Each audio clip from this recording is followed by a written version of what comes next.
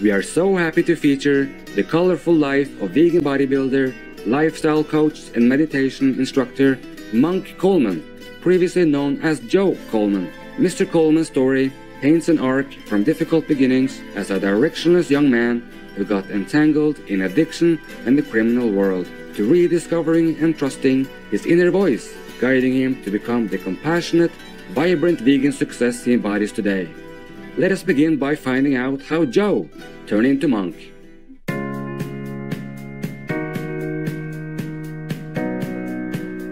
First of all, I consider Monk to be my real name now. So when I talk to people from my past that call me by my birth name, I have to tell them that's not my name anymore. But some years ago, I was hanging out with a friend, and she asked me, what do I do? And I was like, what do you mean, what do I do? She said, you meditate, you are a vegan, you don't smoke, you don't drink, what do you do? And she said, you're like a monk or something, an urban monk. And so we laughed about it. And after I left, I thought that was amazing because she never knew my previous life. So it just showed how far I've come in my life and how much I have transformed my life. I thought, well, let me just take on this new name, reinvent myself, because I no longer resonate with that old name anyways. Before fully adopting his new name, Monk underwent some profound changes in his consumption habits. Over time and through meditation, he discarded all unhealthy practices, including eating meat or any other animal products. How and when did he get to that point? There was no motivation for me to stop eating meat. I had no desire to stop eating meat. It didn't even cross my mind. But a few years before I stopped eating meat, I was killing myself with my lifestyle. And I didn't know what to do. And then I started having physical symptoms that I was killing myself. And I had to do something. And I don't know why the universe told me to look up meditation, but I did. And when I did and I started sitting down, things started to change in my life. 3 years into that, I was sitting down at a restaurant in Oakland, and I was looking at the menu, and everything was meat-based. And all that was on there that looked appealing was a vegetarian omelet. Usually I would have bacon or something else with the eggs, but today I wasn't feeling it. This is how the universe works. After I ordered my food, my friend said, are you a vegetarian? And at that moment, it was just like, yes. I don't even know why I said it. I had no clue. Yes, I'm a vegetarian. And I felt it. It wasn't just me saying yes. I don't even know why I said yes. Something that came through me said yes.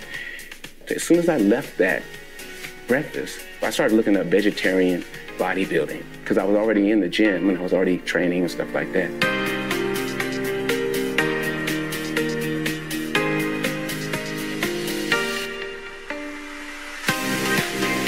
After he stopped eating meat, Monk felt sure that he was no longer hurting anyone.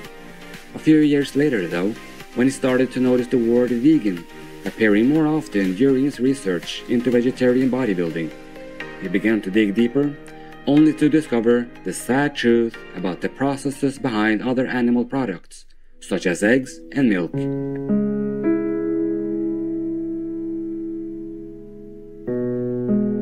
I stopped eating meat, and that was over 7 years ago. And from that breakfast, I've never eaten meat since that day. So it was removed immediately.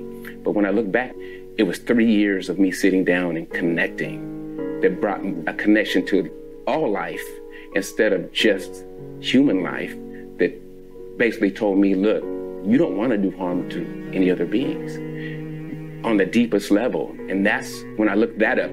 It said, you no longer want to harm beings that feel like we feel. You made that connection to all life. And that's the problem we have today, is we think we are so important that no other life matters. And even go as far as different races and different cultures. We put ourselves in these boxes. Every sentient being has the ability to suffer. And we just choose the ones we want to suffer and which ones we don't want to suffer. And I made that connection that day. This happened when I was 43. So 43 years of conditioning had to be reversed, right? I got the first part about the meat. Now I'm looking at the eggs process and the milk process. Who knew that a cow had to be pregnant to have milk? They don't tell us that, right? It's obvious, but we just don't see it. So there has to be a baby involved. And I seen a video on that. And the male baby, you know, turns into veal. They kill it and sell it as veal. And the females, they get hooked up and they milk them to death as well. And I said, what I researched said is about doing no harm to other beings. Why am I still doing harm to other beings? And that's when I became vegan.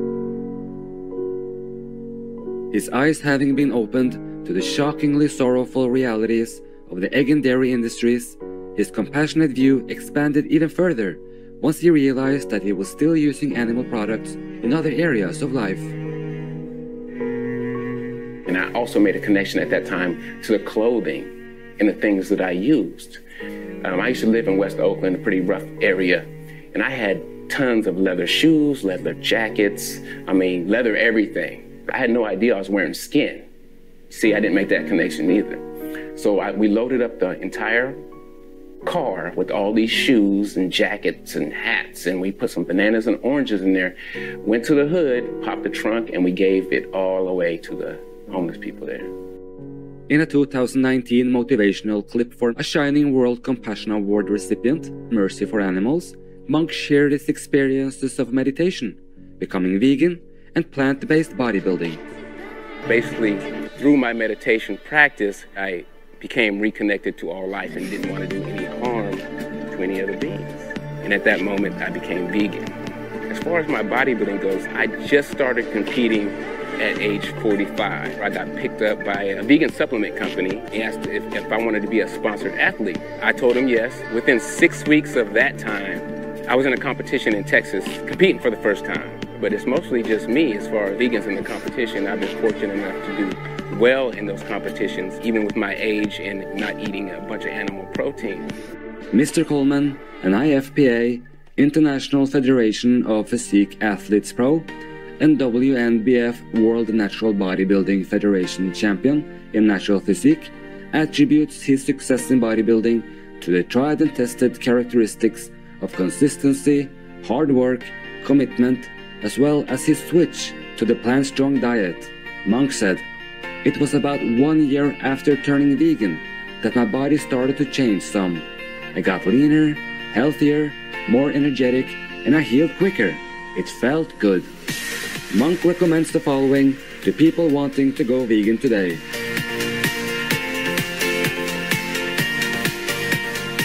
My advice for anybody that wants to go vegan is to do some research. There's all kinds of good information out there. There's nothing bad about going vegan. In fact, just the opposite. It's a win-win-win for the animals, your health, and the planet. With each new discovery on the road to veganism, Monk's compassionate lifestyle keeps bringing about positive physical changes, as well as deeper insights into life itself, a further opening of his heart and mind. Through meditation, it became apparent to Monk that there are forces stronger than our conditioned lives if we allow ourselves to tap into them. To learn more about Monk Coleman, please visit monketernal.com. Beloved Supreme Master Ching Hai pointed out the benefits of meditation during a conference in Auckland, New Zealand in 2000. Once we go into a higher level, we can look down and see what's wrong in our life. And we can fix different departments and make our life better. That's why meditation people, they become happier and their life smoother. They're clearer, everything better for them automatically. Seek you first the kingdom of God, and all the things shall be added unto you. That's what it means. Lovely viewers, it has been wonderful to have your company for today's program.